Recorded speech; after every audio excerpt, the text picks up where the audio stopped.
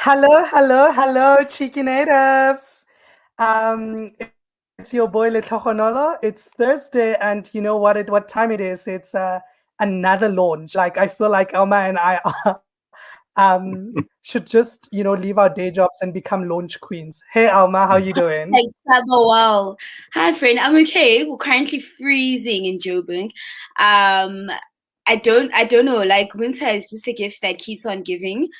Just when we think it's over, there's just more. There's just more. I suppose it's in keeping with the current government that we have, who just never stop disappointing us. So when we think that they've reached the pinnacle, then there's more. But that's neither here nor there. We'll explore that further at the local elections. Um, we're quite excited today for the conversation that we have. Like you've mentioned, we do have a launch. We are launching The Scandalous Times of a Book Louse, a memoir of childhood written by Robert Muponde. Welcome, Robert, to the Cheeky Natives. Congratulations. Thank you very much, and thank you Yes. for having me here. Before we begin, I just want to, we wanted to show you what a STEAM company we're in. So we gotta flex with them biographies, right? And I just feel like Chickenators has really been that girl who just constantly brings like your top notch. Robert Mm. Muponde holds a PhD in English from the University of the Witwatersrand, Johannesburg, where he's both a professor of English in the School of Literature, Language and Media and the Wits Director of Postgraduate Affairs. Utang. So maybe we can get some postgraduate entry tonight. Let's hope our interviewing skills will give us I mean, I'm already with alumni, so it wouldn't hurt to add another thing Okay. like him. Robert grew up in Zimbabwe and has lived and worked in Johannesburg for the past 20 years. Mm. Hello, Robert. We're so excited to speak to you about the Scandalous Times of a Book Louse, a memoir of childhood. I am really intrigued by the cover. I don't know if people can see the cover, but the cover is quite stunning. And I want to speak about the cover as an entry point into the book. Like, I think it's one of those, like, don't judge a book by its cover type of scenarios. But, like, if I was in a bookstore, I would probably pick up the book because of the cover. So I wanted to know about the cover. Tell us a little bit about the cover. Okay, thank you very much. I was very surprised myself by the cover. The person who did it, Georgia, I think she told me the secret later on. She really read the book first. She didn't design the book before reading. She read everything. Then she thought what things that are standing out that would grab readers, that she felt really communicated the story. And she also did not want to just make a cover. She wanted to make an artwork so that the stories that you find in the story in the book are reflected in the cover, and the cover can stand on its own as an artwork that you can. I'm not encouraging readers to rip off the cover, but you can actually take the cover and just frame it. It can stand as an artwork on its own. So I think then she tried to do was to capture in a very subtle way some of the thematics of the book. Like she said to me, what do you think about a boy riding a hippo? Mm. Have we ever seen something like that? So in other words, they were trying to say, is there something we can signal about the uniqueness of the stories here, the Africanness, the magic, the illusions, the fantasy, and the specific nature of the context in which the stories are told. So then she came up with this idea of the hippo. And in any case, it is not a hippo that just comes from anywhere. It's a hippo that grew up in my area when I was a child. And it had a name. It was called Daniel. So it's a myth, you want to say, but people saw it with their own eyes. And it is actually as a living human relative called Uncle Gapare, who is still mourning the hippo. So she did try to pick that. Then if you look very closely, there's a sun, the sign of a sun on the cover, which is supposed to be the sun rising or the moon rising, and there's text inside it. And that text is written in Shona, if you look closely. So it becomes almost decorative to say this is the world, the particular world of this book and of this particular childhood. Then below it, you see signs of water. The leaves are like books. The leaves of the trees are like books, like pages from a book. So it is more about how the environment of that particular childhood that is being talked about, which is wrapped up in these mythologies and realities of a particular place, as well as surrounded by water. Because in any case, that's the area I grew up. I was surrounded by water. I'm kind of like a water baby. And you see water creatures on that cover. And that was the kind of world I grew up in. So it's not just the cover. It is actually a summary of the thematics of the book itself. That's what I can say about it. So the cover is a story. It's a canvas. I mean, now that that kind of illustrates the books here. Told us about the cover. For our listeners watching, is it possible for us to ask you to just read from the preamble of the book, just as an introduction into the book for anyone who's watching and listening? Okay. So the preamble is written from the point of view of somebody who is now looking over the shoulder. Like this is I'm just sitting somewhere. I've just finished writing a book about this particular story. So you are now asking a lot of questions, like what it might mean to write from a particular space, a particular place of your childhood, when you've since moved away more than 40 years from that particular place. So this is what the character says. And he's sitting there. You can imagine him sitting in a rocking chair in a garden full of birds and other stuff, and he's smoking a pipe and looking over his shoulder. So he starts off, me, a Rusape author. Rusape is the town I grew up in. Me, a Rusape author, I've wondered at what it might mean to come from Rusape and the provocation to author from that place time. Yet the strongest, most adhesive of my personality-forming memories are nested in this town.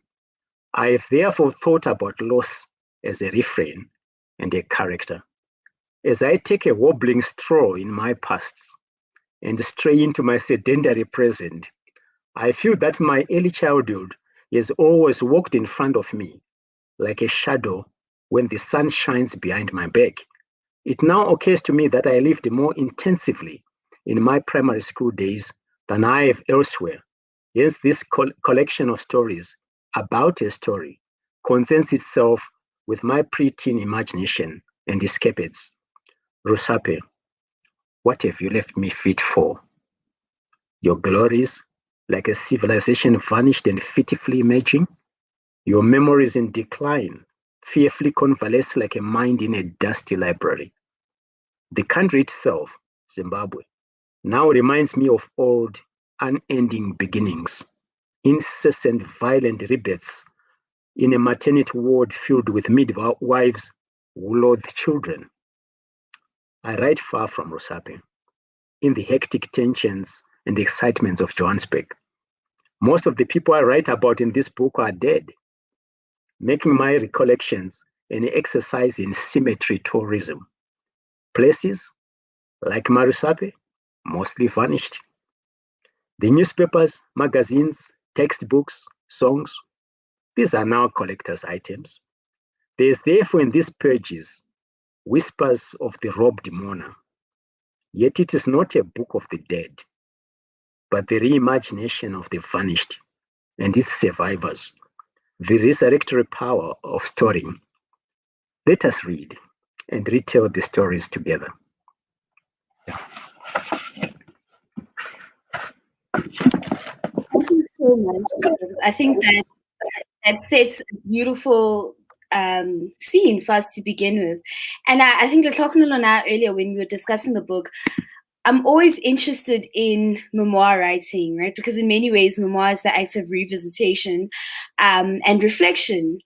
And that for me is particularly interesting when we think about the way in which the book is structured, right? So the book is not structured necessarily in a linear fashion, and perhaps that also points to the fact that remembering itself is not linear, and that memory itself is not linear. And so I wanted us to speak a little bit to that, how the structure of the book, i.e. it being a memoir, but also the way in which the book is written also speaks to the idea of the linearity or the non-linearity of time, and why you chose to write the book in this particular way. Yeah, thank you. Now I was dreading that question because I did struggle, with how to write using memory. So because this is not fiction, although the book is sold as fiction. So it's about a lived experience. And you're right to talk about the linearity or like non-linearity nature of memoir, of memoir and memory. And you'll see inside the book, I struggle with it a lot, because what sometimes you start with, the single memory that fires you to write, may not be the one that you end up with, right? That you end up following. So what I had to struggle with what counts as the thing that makes me want to write this book. What are the most dominant memories that I think are important to convey? But then those are not exactly the memories that became in, that went into the first chapter or second chapter or third chapter. They kept being dispersed and infiltrated by other memories that had been suppressed all this time, that I didn't think I still remembered, or I remembered differently. So I was struggling with trying to unearth some memories that had now been subdued by the others. So you now find that the struggle is now how not to tell a story in a straightforward way, so that you can allow other people to join you in the walking as you journey. Allow other people to join you in and tell their stories as you tell theirs, as you pick other people's stories. So that's why you find that the structure itself of the story or of the stories is digressive. So mostly, you digress a lot. You pick other stories, and when you pick this particular story, it has got a lifespan. It can only travel maybe for 2 pages. Then it's overtaken by others. Then it goes. So my problem then was, the challenge was how to discipline this robust and riotous kind of memory or memories, how to discipline them, put them in a particular form. But what that form would be, I did not want to say, to know the form in advance. So I'll tell you what happened. I did not know the form in advance. I did not have to think about, okay, let me have a storyboard where you say you plot your story. People talk of writing arcs and character and this old-fashioned way of creative writing. But I just sat down one day, and the story poured out of me like a river. It found its own banks. It found its own form, its own structure. Where it would move fast, it did, just like a river does. Where it would create a pool, it did that. Where it went over rapids and it twisted and turned, it did that. So that's all I needed to do now, to just follow the twists and the turns of that particular river. So what helped me structure the memory now was the concept of the river. I said I'm a water baby. I grew up around water. So there's this long Rosape river that we used to play in. That's what helped me structure the story. I followed the river of my childhood, like just following it as it turns and twists. It has got a logic. It always goes somewhere. So there's that push that if it's going to end in the sea, it does not matter how many roadblocks it meets on the way. It goes around them or jumps over them. So that's one structure. Then the other structure that I used, I said I used the structure of my river, the river that I lived, I swam in. Then the other structure I used, the land I grew up in is full of mountains. it's like a Durban or some other place. It's all hues and all this. So what I'll then do is to look at particular, I actually did a drawing somewhere where I had the mountains in front of me. Then I would say each chapter then is a kind of a mountain of that particular landscape. So you cannot say which mountain really should start before the other. It depends on which one you look at first before you look at the other. So it's not about which one came first. So that's how it came. But I don't know whether I've helped at all. But I'm saying I didn't. The form was not pre-thought. It's not precast. I just followed the logic of the story itself, pursued it until it ended where it did. But it had been in the making for more than 20 years in my head. So it didn't just spring up. It was there in the head, just struggling to find an opening. One moment when it could rush out and I would chase it. I think what your answer also makes me think of is memory is fallible, right? And sometimes in the place of memory being fallible, we use imagination. And I wanted to find out, in the fallibility of memory, how imagination helped propel the story forward. So what are the moments in which memory was not able to assist you, and where you had to rethink and reimagine how a particular person or the childhood would have turned out differently? So what is the place of memory and imagination in the story? Yes, I think quite a lot, the imagination supplements where, fact is inadequate. There are certain spaces I could not reach anymore. Okay, let me take it this way. I said this when you asked me to read the preamble. I spoke about vanished things, places that have vanished. They're not there anymore. So even if you went back to that particular place and said, I want to write about this feature, it's not there. It has been knocked off. Like I've got a chapter somewhere where I describe how an uncle who used to ride a bicycle and carried me to school on his bicycle, he died in a mysterious way. He was stung by a bee. That's what people said, that he was stung by a bee and died. But then it was blamed on his wife, like he bewitched him. So the wife had to run away from the home, and later on, everybody disappeared. And much later on, a road construction company came, knocked over the homestead, flattened it, and built a highway over it. So if Yahweh to take you, both of you, and say, I want to show you the place I'm talking about, it's not there. So what do you do then to supplement, I don't have a concrete thing now to describe. It's all in my head. So I had to reimagine. And where I would feel that I could not reimagine enough, I closed my eyes, went into a trance of some sort, imagined intensely for days. I would kind of conjure this back into my mind until I would see these verses. Then at other times, I really went back to that particular place and walked it until I could hear those particular voices again. So there was a moment in which I would think that I needed to transcend what's gone, what is not there. There's nothing concrete left, but the imagination is also not enough. So you go into the world of the spirit to try to kind of raise voices, from there. I'm not a sangoma, but I do to use some of the tricks of the sangoma.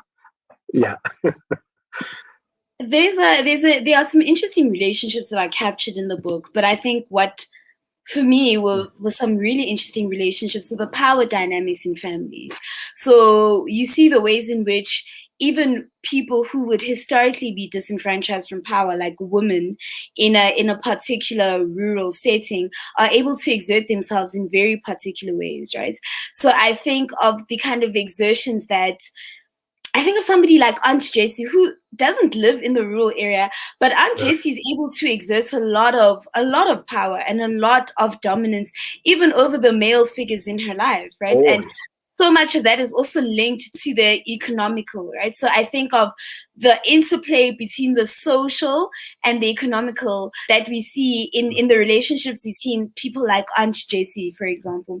And those kind of memories were quite poignant to me because you see the ways in which and Jessie exercises her power even in the naming of children. So if you deviate from what she has chosen, you will really be left out in the cold, you know. And there was something very interesting in the recollection of those kind of memories in a book where we really see women being disenfranchised and almost deprived of their autonomy, but also of their power in social settings over and over again. I mean, you just listed the example of the woman who was it Sekuru Tukonde, who was then deprived, who was then accused of witchcraft and then driven out of her home. But something like that would not happen to Aunt Jessie. No, Auntie Jessie is real. I didn't have to imagine a powerful woman who, when we heard that she was visiting, everybody went to scrub their feet at the river, look very clean. And everybody woke up in the morning to receive her at the bus stop, at the bus station, and walked with her. She had such presence. And she had such presence that was just derived from sheer determination and a certain kind of sense of how to exercise power and make the power that you accrue from your marriage benefit your people. So in a way, she married well and strategically. And she was able to redistribute marital proceeds in a way that would, to some extent, benefit the extended family. But she was, to just let you in on that, she had hardly done grade 3. Yet she had a mind that penetrated beyond tomorrow. And she could see what needed to be done, what men who were privileged by patriarchy, who were supposed to sit and discuss the issues of family and show direction, could not do. And therefore she gained that particular, because she had the power to provide, power to protect, and the power to make pronouncements that were not just mere threats. She could follow through. And in the end, as in the story, she ended up taking care of her own mother too, and including the children of her brothers and everybody. So there is a certain sense in which she's a legend. She's alive as I speak. She has continued to exert that particular. She doesn't have to say a thing. She just looks at you once, and you come right. So there is that kind of, I see that quite a lot, and it did influence me a lot. I did not know words called feminism at the time when I was growing up, when I was a child. I came across words like feminism when I was at university. But I think she was the first feminist in a practical sense, without even knowing that there's something called feminism. But there's also a dimension that you mentioned, power dynamics. Does it matter to some extent in whose hands power is in, if it's not checked? If power is not checked, does it matter in whose hands it is? Because in the end, when you now have that kind of amazing power to deprive someone of comforts because they can't take your name, or not feed them because they can't do this and that, what do you do with that kind of charity? So now that I'm older, I kind of get worried about the bonds of violence and that accompany such power as well. And we continue it in our own ways. Like each time we exercise charity on others, we tend to violate them in one way or another. I think in some ways, yes. Just to follow up, there's a contrast I want to make, because there are women in this book who are equally as industrious, equally as capable in many ways as Auntie Jessie, but there's a profound sense of loss that you feel in the ways in which these women are denied the agency or the ability to participate. So for example, I think of the recollection that you do in the book of your mother, right, being very entrepreneurial, being very industrious, in ways that you may not have expected when the story starts, because of placements, etc. And I want to contrast that because there's a power that she held, right, that may not necessarily be in the traditional sense, but she could make decisions to say, you know what, I'm going to go and sell mangoes. And if you don't like it, well, that's just unfortunate because this is what's happening. But there's also a profound sense of loss that I felt in reading those kinds of recollections, because you think of these women who are extremely talented, extremely capable, but time and time again, so many of the women in this book are deprived of the ability to ascend to what may be their capabilities. So when you write about your mother, or you write about your cousin who this is a trigger warning, who gets violated, right? And all the assumptions that then get made about her, there's a profound sense of loss in the ways in which you write about the woman in this book. And I wanted us to just reflect a little bit on that. Well, yes, thank you very much. One of the women I thought you would maybe mention is my Sylvia, the maid. She works for white people. Let me just now she works for white people in the kitchen or somewhere. She's got a nice uniform, and she owns property that other women don't have in the village. She's got a nice sports bike.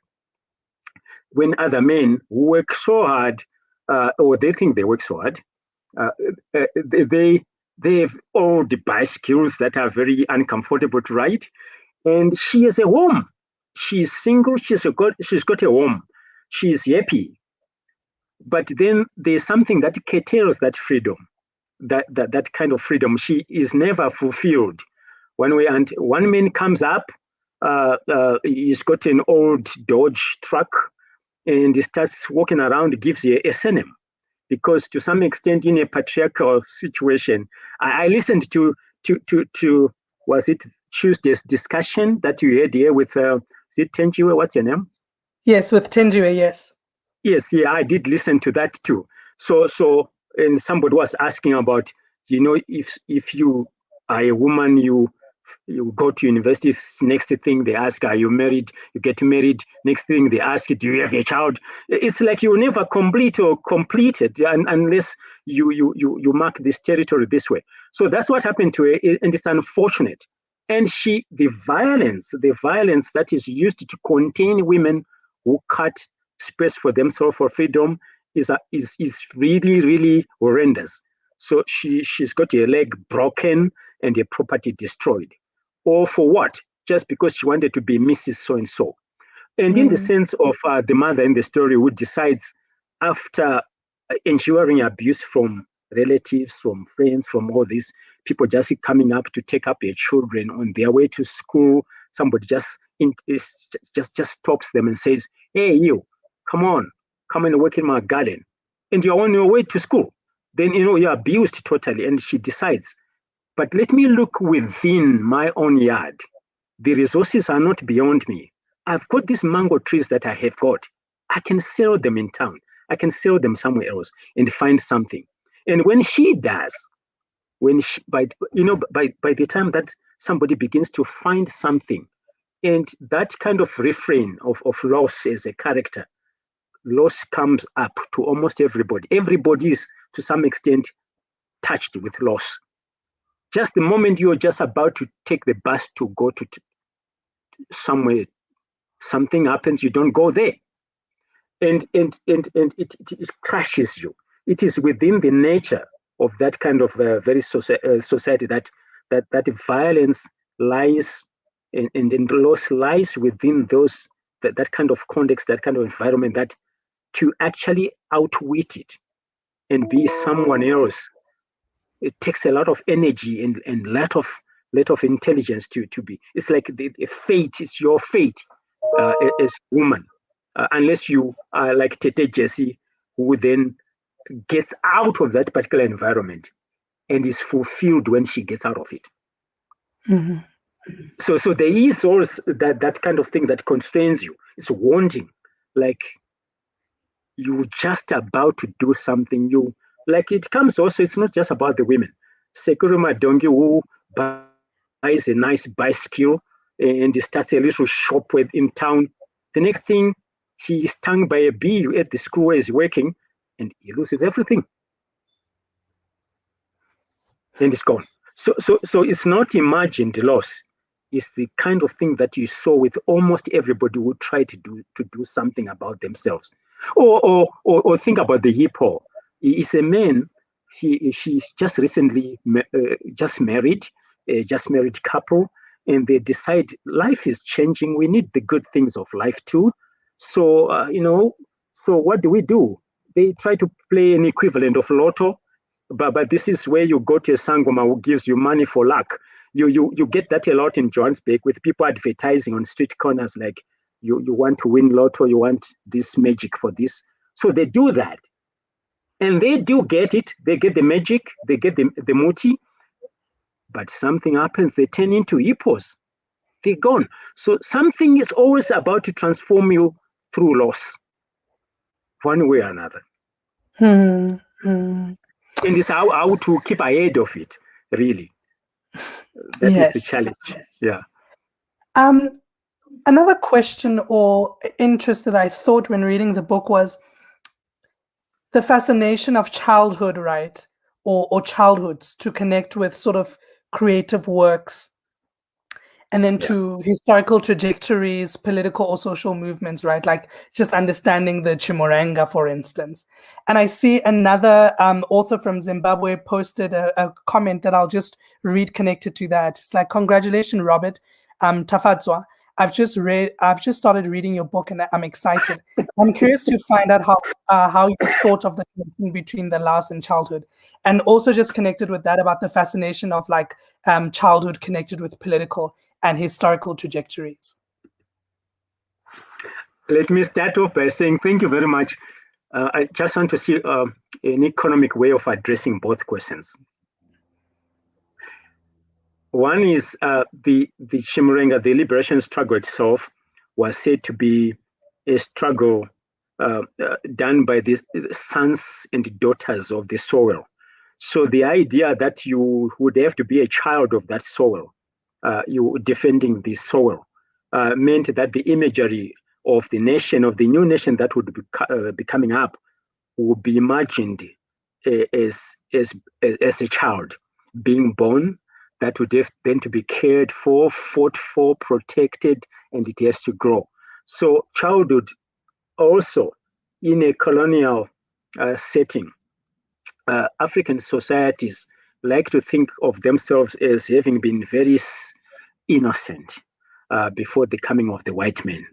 They always think that the childhood of the race, of the black race, was when before the white man came. So if you really have to trace that root line to say, where was our innocence, if there was, our purity, our sense of an identity that was not yet confused with the Western one, which was totally African? When was it? It was in the childhood of the race, before it was violated by the coming of colonialism or other cultures. So you would find that then what writers do in Africa is to think of childhood as a political instrument, to rethink the position of African stories and history in relation to Western interference. So it's a particular trajectory, but which ends somewhere with the rising of an African society into adulthood, only at a point when it would have overthrown Western hegemony or Western colonialism.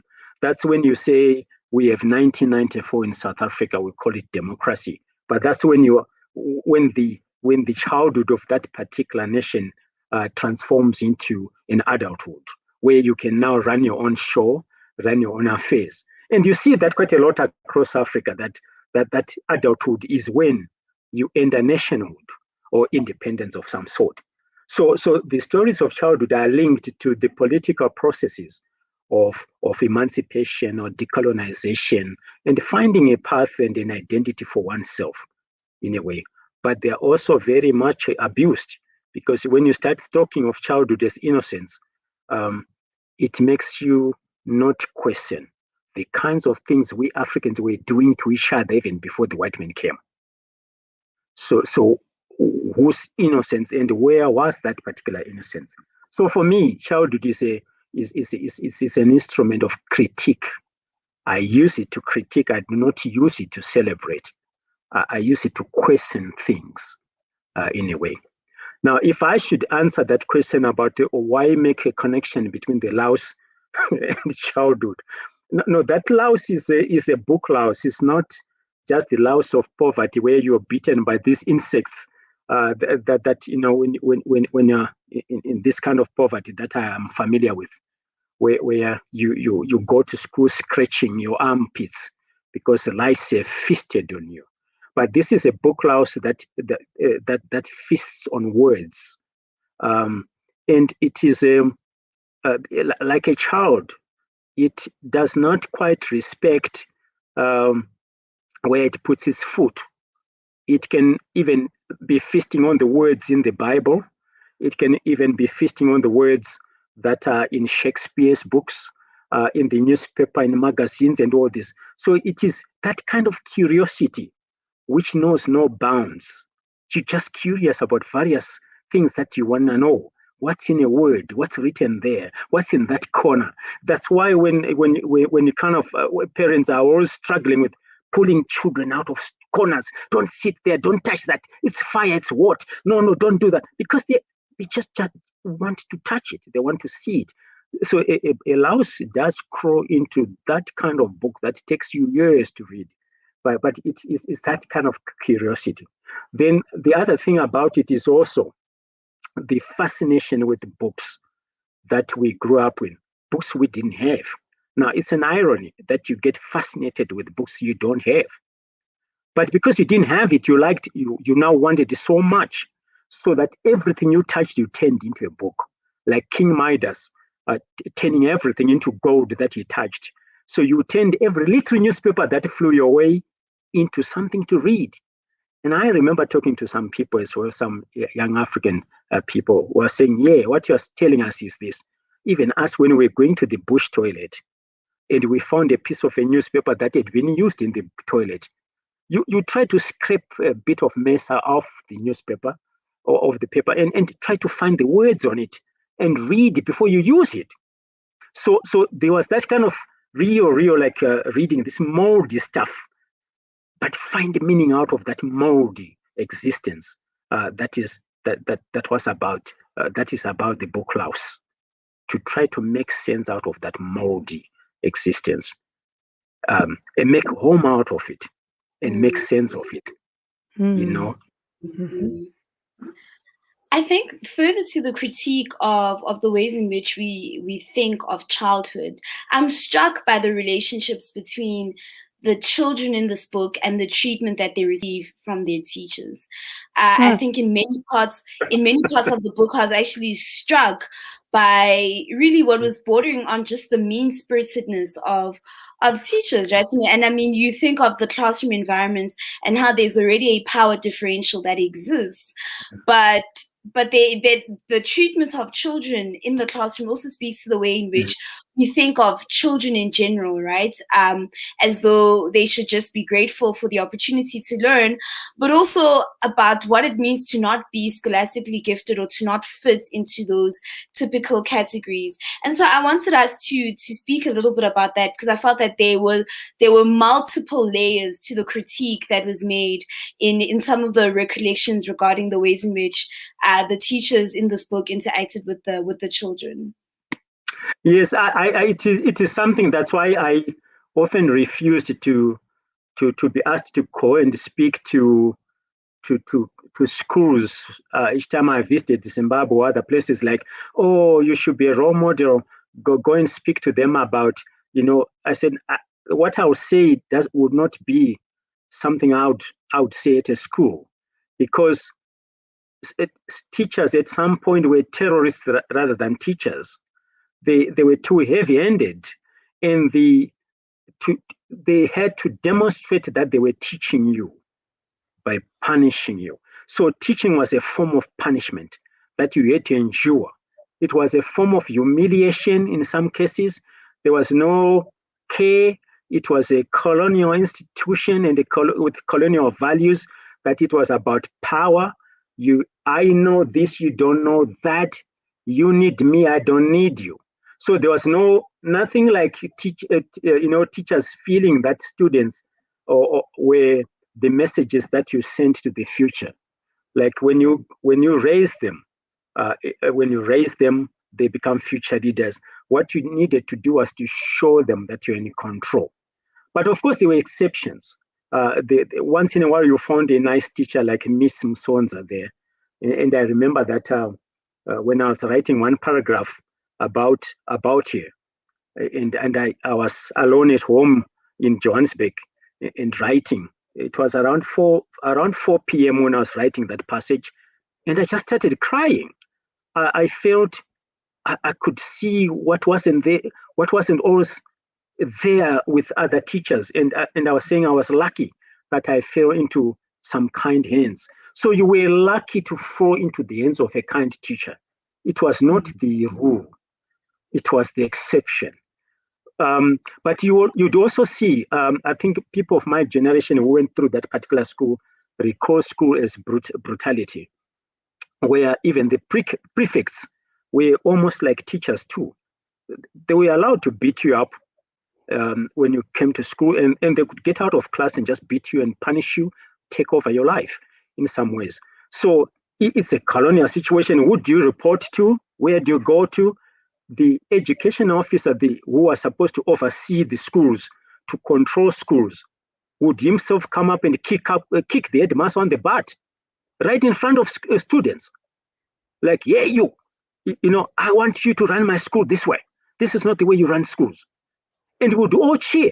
When the education officer goes away, the headmaster takes his sticks and says, "Hey, who was laughing at me?" And he goes class by class whipping you. So there was something about lack of care that you'd experience in these schools. And I would also wonder, what do you expect of somebody who would have come out of those particular schools? Then they decide they're going to a liberation struggle to liberate others from the white colonizer, but the values and the experiences that they've gone through are that when you are leading, when you're in power, this is what you do. So why is it that we are always caught in this trap that surprises us? That the people who were so educated and went into detention, into Robben Island or other places, would come back and be oppressors. Where did they get it from? Because education is an inheritance. They inherited it from the same person, the same institutions that brought in colonialism. They don't know how to do it any better. They don't know how to do freedom any better. So in a way, and I'm worried about that kind of a carryover and how to interrupt it. I'm also interested in, as you read from the preamble of the book, I'm interested in writing away from a place, right? And what that allows a writer to do. But connected with that, I'm also interested in sort of the retelling of the story or writing these stories as cultural preservations. So writing away from a place, what that allows you to write about the place where if you were at that place at that particular time, you wouldn't have been able to tell the story, but also writing and retelling the story as a form of archiving. I mean, I just want to highlight Donald's comment who says, "Thank you, Robert. This is the best read of 2021. I've read the book twice already and I can't get enough of it. They're from the same place you grew up. You have immortalized the stories I grew up hearing from the area."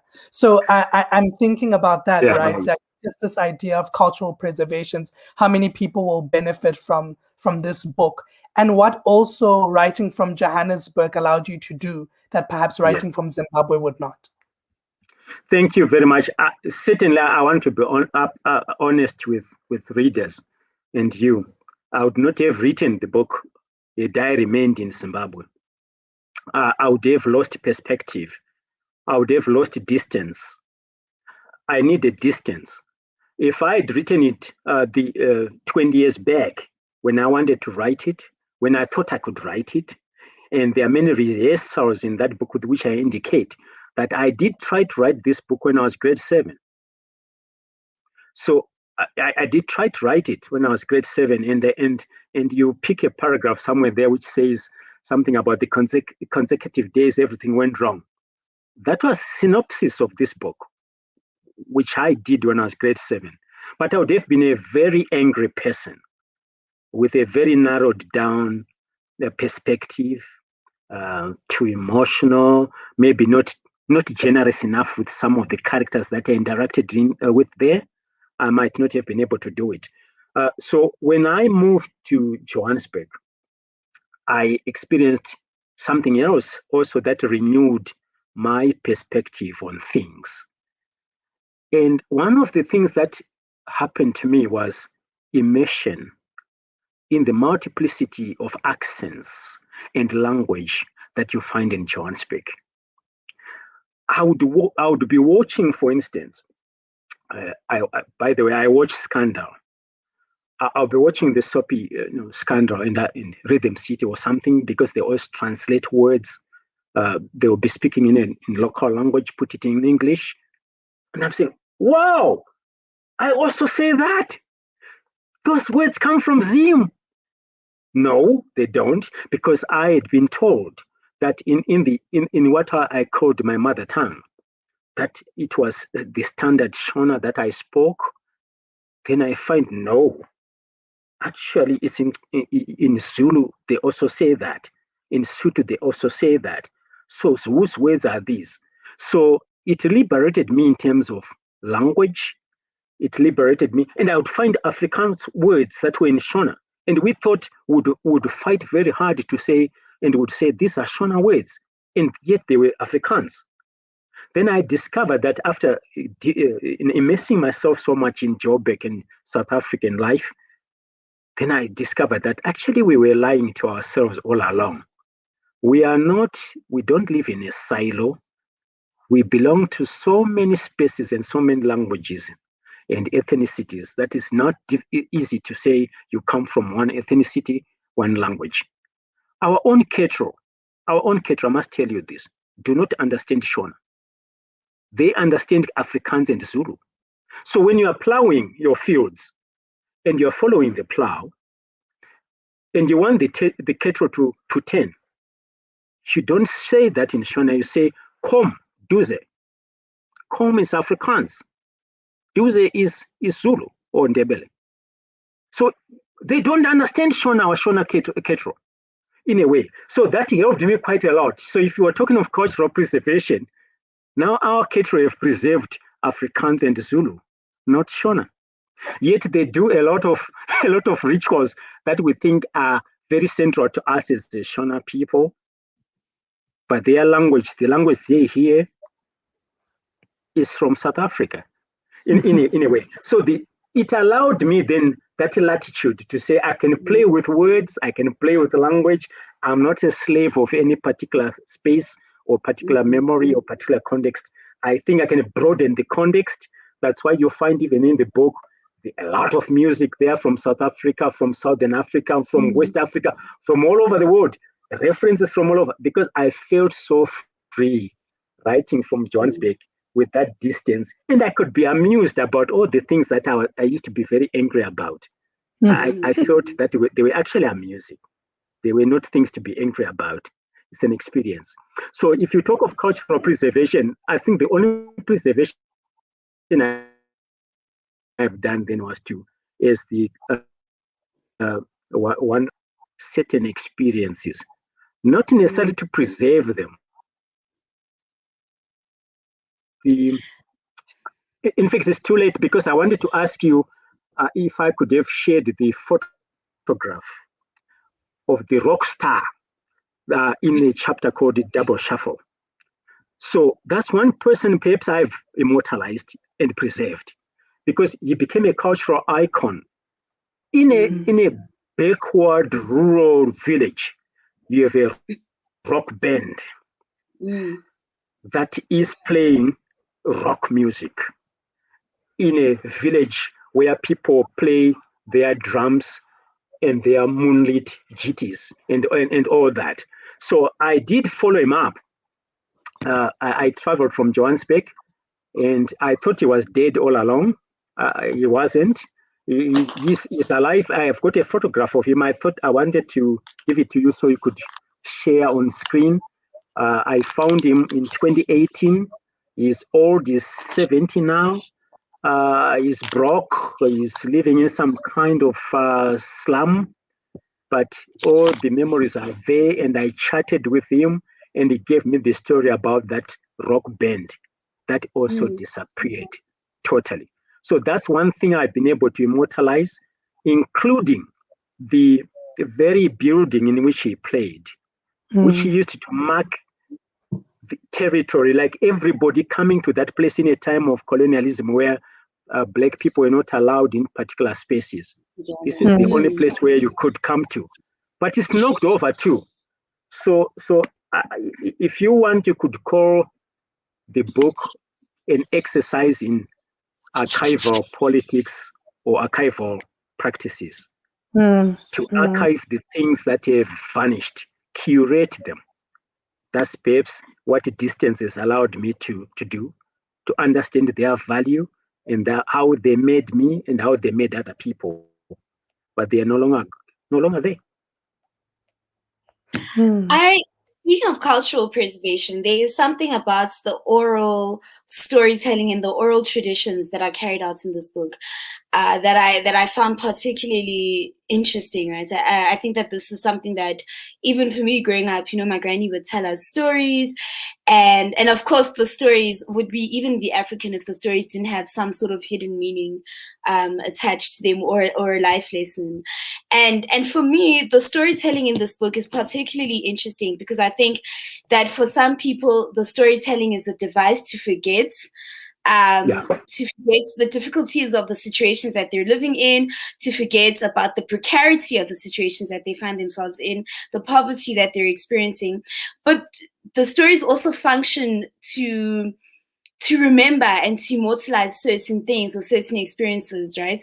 And so I'm interested in the storytelling in this book, not only as a device for cultural preservation, but also in many ways as a way for people to write against the silence, right? So we see receiving this colonial education that almost makes it seem as though prior to the arrival of the Europeans, you as a culture did not have your own methods of preserving your history, etc., or do not even have a history. And in many ways, the storytelling in this book writes against that in the form of the oral. And I was really intrigued by the storytelling in this book. Thank you very much. But I would say also, yes, thank you. Anybody who wants to colonize others or to take over their lives, what you need to do is to perform a heist on their stories. That's what you need to do. I would not like readers to do that, but I'm saying that's what you do.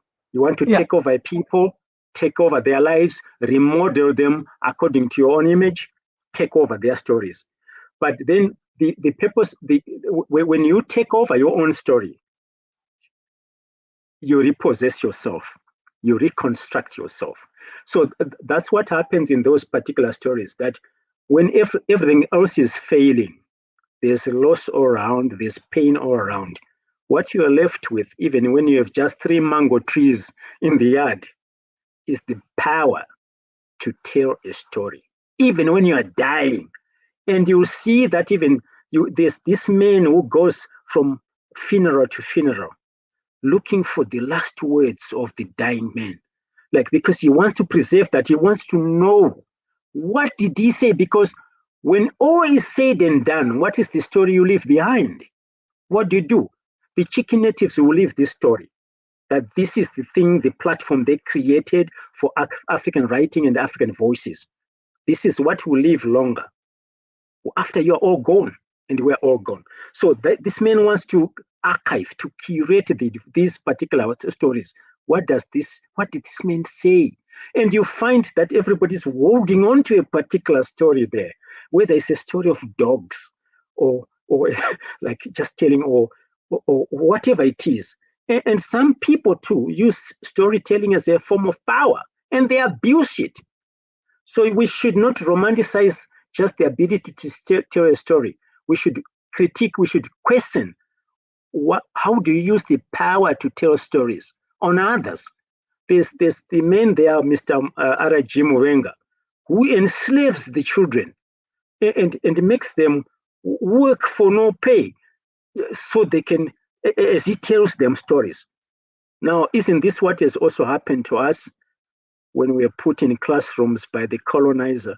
So we hear his stories of David Livingstone, stories of his heroes, whilst we pay fees for it and we work in the fields for him, because he has told us a story that we got to, that is power over us. So the idea, how do you repossess that? And one of the characters who interests me is Cogitator, the boy who now starts telling stories in a way that he wants to rehearse colonialism in some way, but he wants the little boys to be his people. So he must tell them the stories that he only can tell and he only can find from the lost book of Papat here. So nobody else has the book. He has the book. So there's the magic. So if you cannot put your story in some kind of form, you can relate to and refer to by yourself on pages you can recognize, you are taken over. And I think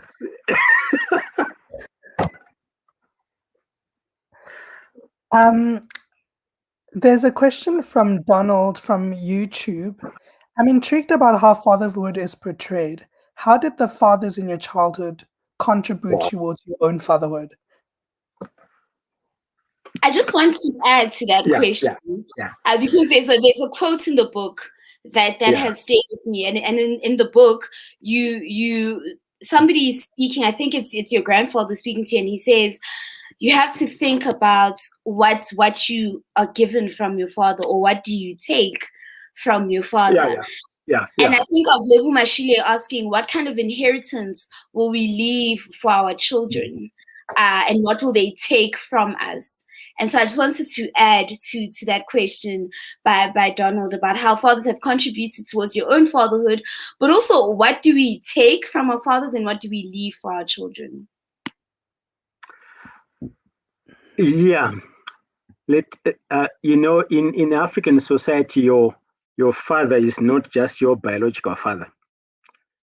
It can be somebody else who wants to exercise what is supposed to be the role of a father. It could be an uncle, it could be somebody else.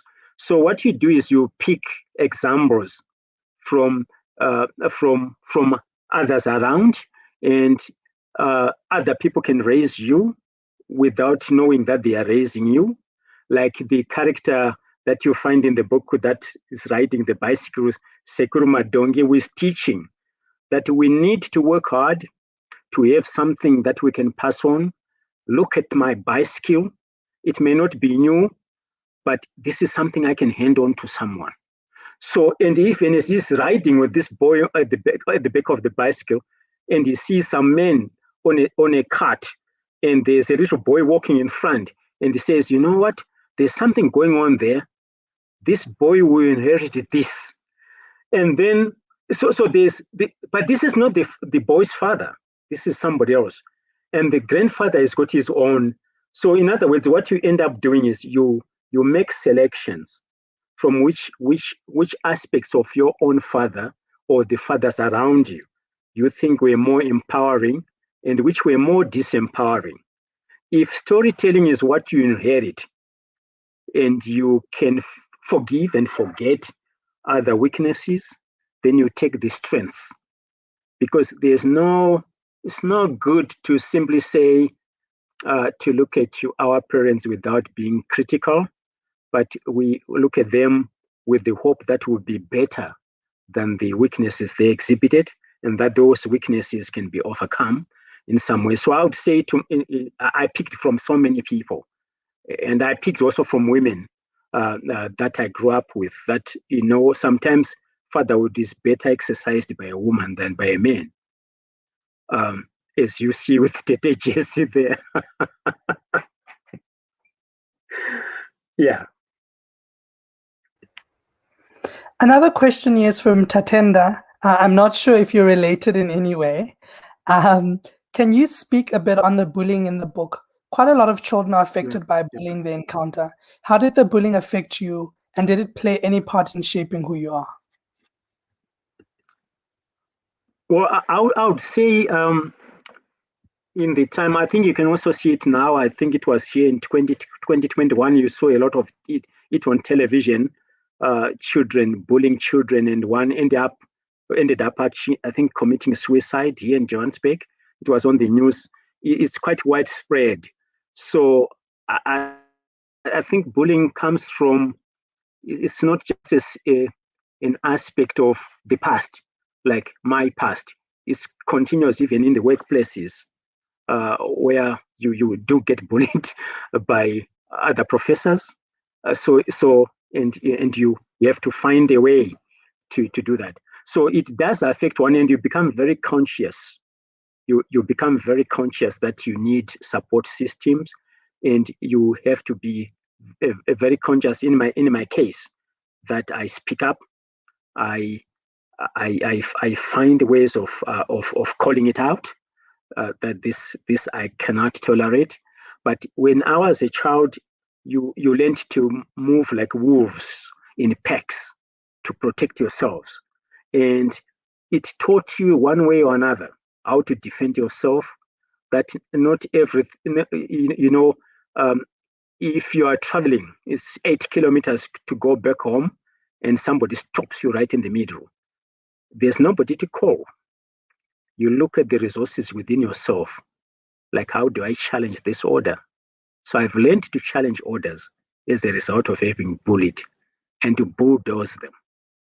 I don't get bullied easily anymore. Thank you. I want to end on a. Oh, is there another question? No, I just want to say, if before we end off, if anyone has any more final questions, please, this is your opportunity, and then we'll end off. Obviously, myself and Alma can talk to Robert all day long, but we want to make sure that people or load shedding doesn't catch us in the act. So if you have any final questions, please type them up, and then we'll ask Robert, and then then we'll close off this wonderful conversation. But Alma, you can go ahead. Yeah, I think that just before we take sort of the last round of questions, for me, there's a question here that wants to know what your next book is about.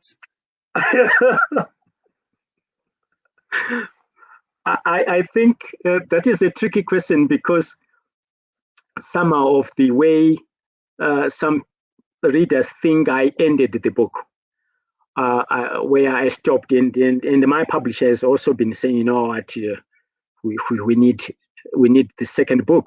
So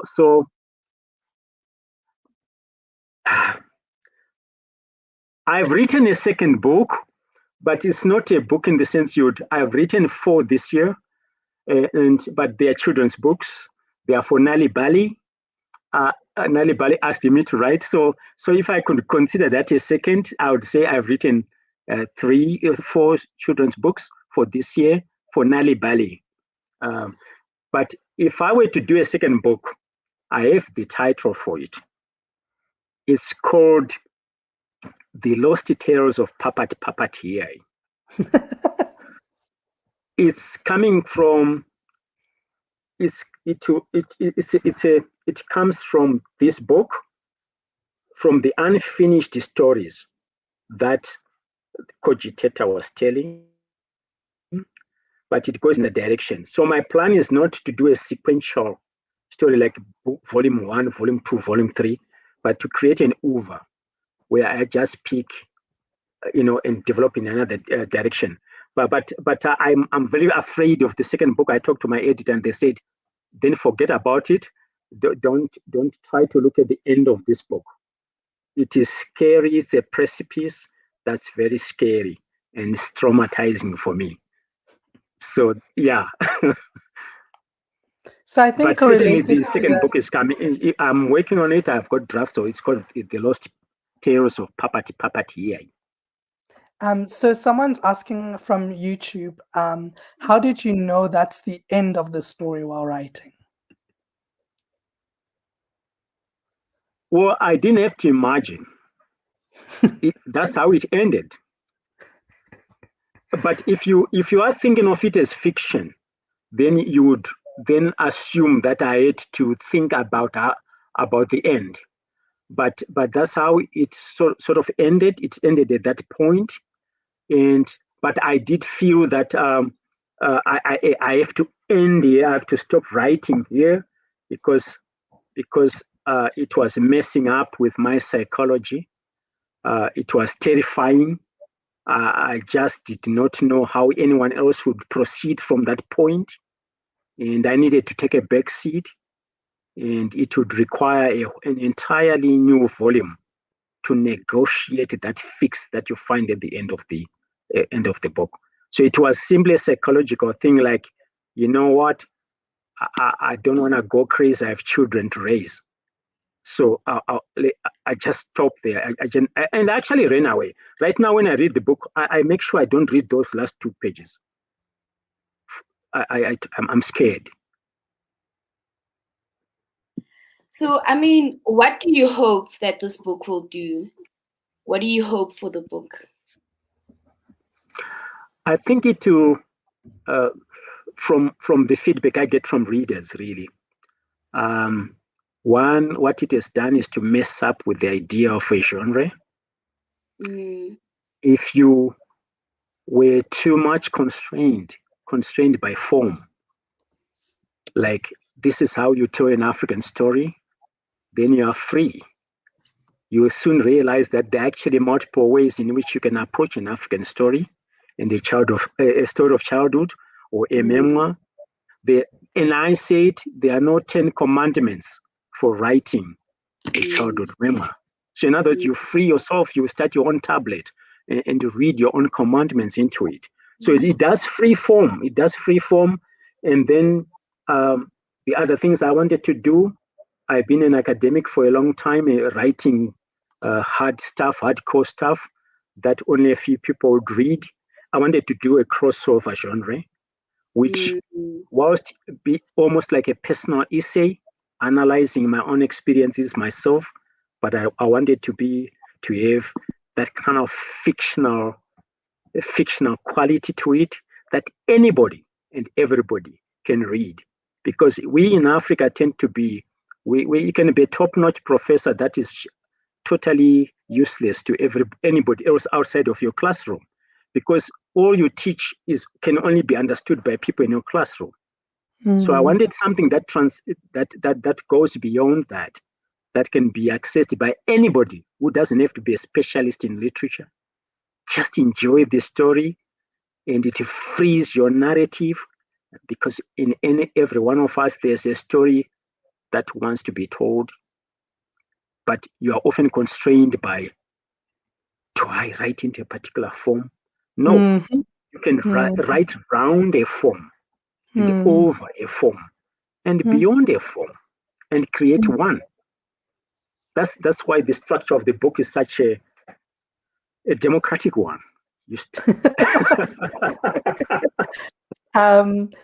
Honestly, Prof, I mean, there are a lot of comments that we haven't shared on the screen, but people really saying that they're really proud of you, and very inspirational comments about the transition from hardcore adage. And so thank you very much for writing, I suppose, the Scandalous Times of a Book Louse, a memoir of childhood.